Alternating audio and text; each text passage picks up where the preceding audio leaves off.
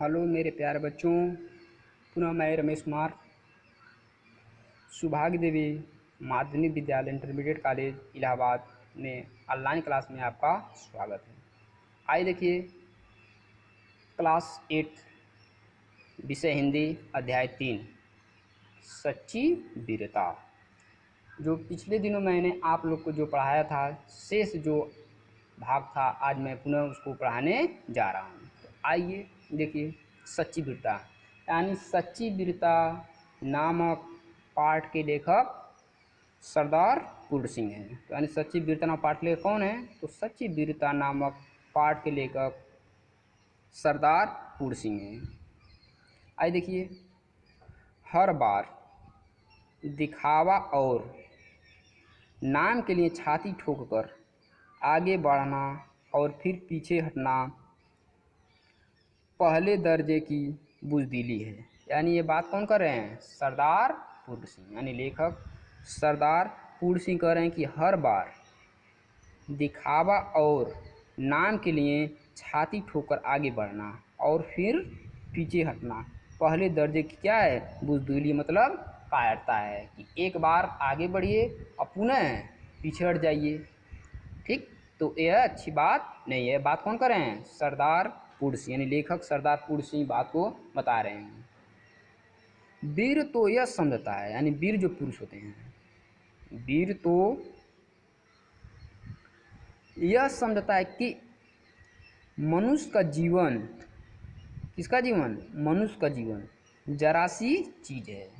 यानी वीर पुरुष तो यह समझते हैं कि मनुष्य का जीवन जरा सी चीज़ है, वह सिर्फ एक बार के लिए काफ़ी है। यानी जो वीर पुरुष हैं वह सिर्फ एक बार के लिए ही काफ़ी होते हैं पृथ्वी पर जन्म लेने के लिए। ठीक, वही बात बता रहे हैं कौन? सरदार पूर्ण सिंह। बंदूक में केवल एक गोली है। बंदूक में कितनी गोली है? केवल एक गोली है। उसे एक बार ही प्रयोग किया जा सकता है। उसको केवल कितनी बार प्रयोग किया जा सकता है?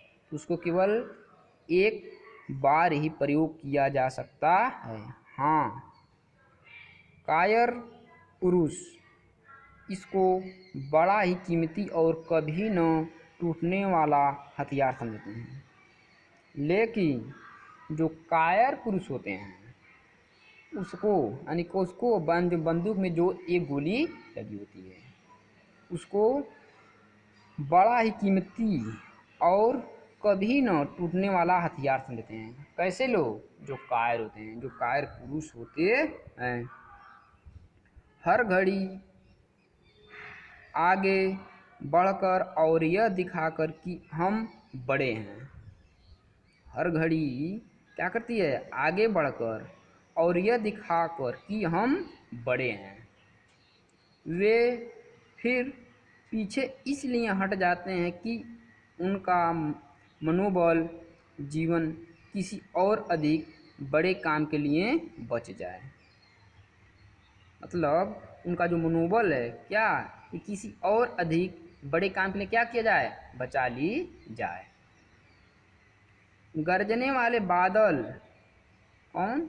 गरजने वाले बादल ऐसे ही चले जाते हैं, परंतु बरसने वाले बादल जरा सी देर में मूसलाधार वर्षा कर जाते हैं। मतलब कहने का तात्पर्य है कि जो गरजने वाले बादल होते हैं, ठीक, वो बारिश नहीं करते हैं, वो गरजते हैं और पुनः चले जाते हैं। लेकिन जो बरसने वाले बादल होते हैं थोड़ी सी, यानी जरा सा ही देर में, ठीक, थोड़ी सी ही देर में लगे और क्या करते हैं? मूसलाधार बारिश कर जाते हैं थोड़े ही समय में। लेकिन जो गरजने वाले बादल होते हैं सिर्फ गरजते हैं, वो बरसते नहीं हैं। लेकिन जो बरसने वाले बादल होते हैं थोड़ी समय में मूसलाधार बारिश यानी करके पुनः चले जाते हैं। वैसे ही वीर पुरुष का शरीर, यानी वीर पुरुष का शरीर कुदरत की समस्त ताकतों का भंडार है। यानी वीर पुरुष का जो शरीर होता है वह प्रकृति की समस्त ताकतों का एक भंडार है। उसमें बहुत सी शक्तियाँ होती हैं। कुदरत का यह केंद्र हिल नहीं सकता, यानी जो प्रकृति का जो बल है, ताकत है, शक्ति है, वो कभी हिल नहीं सकती। सूर्य का चक्कर हिल जाए तो हिल जाए, यानी सूर्य का चक्कर, यानी जो सूर्य है वो बता रहे हैं सरदार पूर्ण सिंह कि सूर्य का चक्कर हिल जाए तो हिल जाए, परंतु वीर के दिल में जो दैवी केंद्र है वह अचल है। कहने का तात्पर्य है कि सूर्य का जो चक्कर हिल जाए तो हिल जाए, परंतु जो वीर पुरुष होते हैं जिनके अंदर दैवी क्या है, शक्ति है, वह क्या होती है, अचल होती है, मतलब कभी भी हटने वाली नहीं होती है। कुदरत की नीति चाहे विकसित होकर, यानी कुदरत की नीति चाहे विकसित होकर अपने बल को नष्ट करने की हो, मगर वीरों की नीति बल को हर तरह से इकट्ठा करने और बढ़ने की होती है। यानी जो प्रकृति की जो शक्ति है, यानी कुदरत की जो नीति है, प्रकृति की जो नीति है, चाहे विकसित होकर अपने बल को नष्ट करने के लिए हो, मगर वीरों की जो नीति होती है, ठीक, नीति यानी बल को हर तरह से इकट्ठा करने और बढ़ाने की होती है। यानी वीर पुरुष की जो शक्ति होती है वह इकट्ठा होती है और क्या होती है, हर पल आगे बढ़ाने के लिए सोचती है। ऐसा बात कौन कर रहे हैं, ऐसी बात लेखक सरदार पूर्ण सिंह कर रहे हैं। वह वीर क्या, यानी वह वीर क्या जो टीन के बर्तन की तरह झट से गर्म और ठंडा हो जाता है। जैसा कि आप टीन के बर्तन देखते हैं जो झट से गर्म हो जाती है और पुनः आग हटाने पर क्या हो जाता है, पुनः ठंडा हो जाता है, लेकिन जो वीर पुरुष होते हैं वैसा नहीं होते हैं। सदियों नीचे आग जलती हो, यानी सदियों नीचे क्या जलती हो, आग, आग आप जानते ही हैं, तो भी शायद गर्म हो और हजारों वर्ष बर्फ उस पर जमती रहे।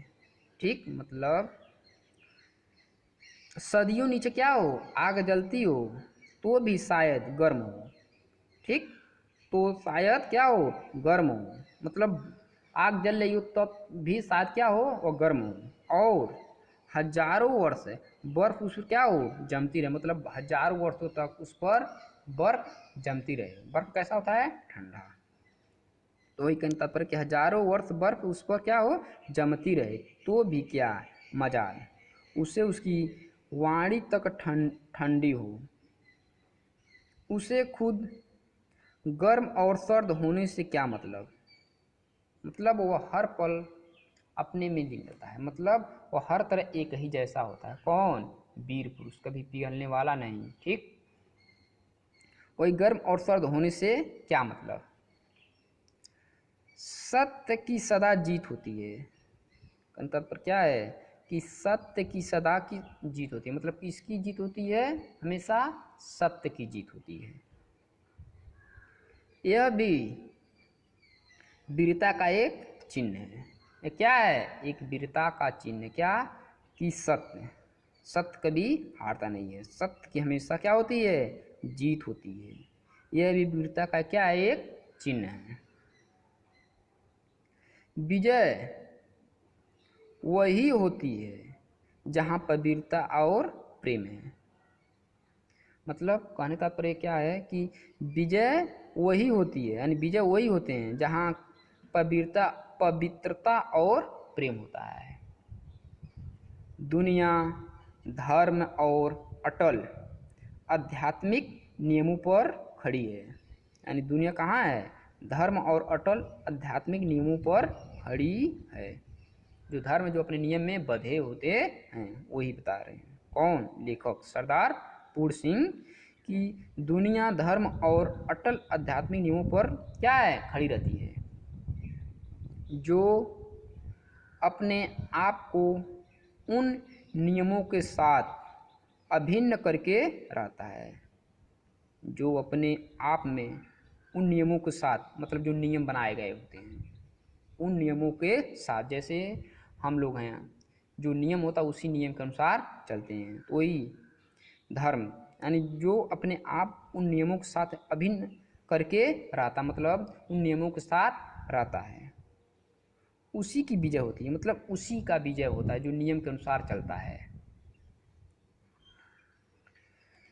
जब हम कभी वीरों का हाल सुनते हैं, यानी लेखक कह रहे हैं कि जब हम कभी किसका सुनते हैं, वीरों का हाल सुनते हैं, तब हमारे अंदर भी वीरता की लहरें उठती हैं। तब हमारे अंदर क्या होता है, एक वीरता की लहरें उठती हैं। जैसा कि हम लोग कोई कहानी सुनते हैं या किसी वीर पुरुष की बात सुनते हैं तो हम भी वैसा ही करने के लिए सोचने लगते हैं।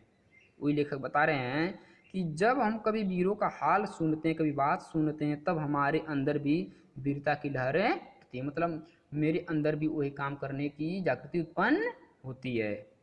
और वीरता का रंग चढ़ जाता है। और क्या होता है, वीरता का रंग, मतलब जैसे वीर पुरुष किए रहते हैं उसी के अनुसार, यानी वीरता का रंग क्या होता है, चढ़ जाता है। परंतु प्रायः वह चिरस्थायी नहीं होता है।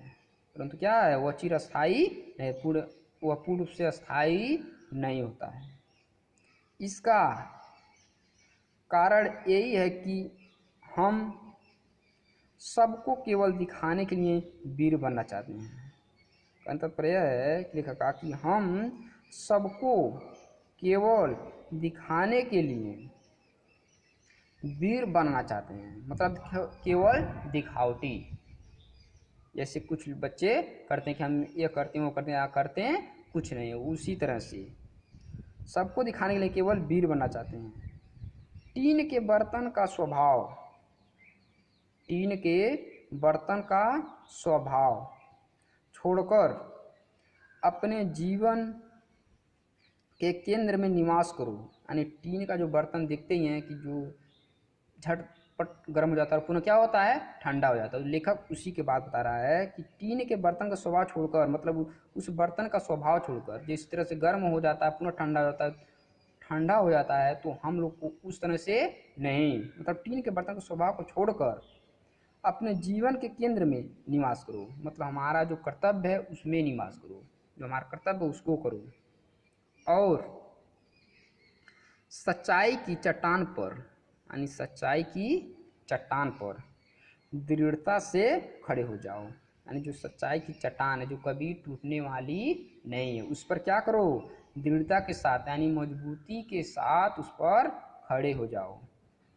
बाहर की सतह को छोड़कर, यानी बाहर की सतह को छोड़कर, यानी बाहर की सतह को छोड़कर जीवन की तहों में घुसो, तब नए रंग खिलेंगे। यानी लेखक कह रहे हैं सरदार पूर्ण सिंह कि बाहर की जो सतह है, जो बाहर के निवास जो रहन सहन है उसको छोड़कर, ठीक, जीवन के तहों में घुसो, यानी जीवन रूपी जो कर्म है जो हमको करना चाहिए, ठीक, उस कर्म में लग जाओ, तब नए रंग खिलेंगे, तभी नया रंग खिलेगा, तभी हमारा देश क्या होगा, आगे बढ़ेगा, तभी हम कुछ संसार में कुछ करेंगे। तो इस तरह से मेरे प्यारे बच्चों, आज मैं पुनः कक्षा 8 का विषय हिंदी जो अध्याय 3 सच्ची वीरता है उसको ख़त्म किया हूँ। अगले दिन पुनः मैं इसको HW के तौर पर लिख कर दूँगा। तब तक के लिए धन्यवाद।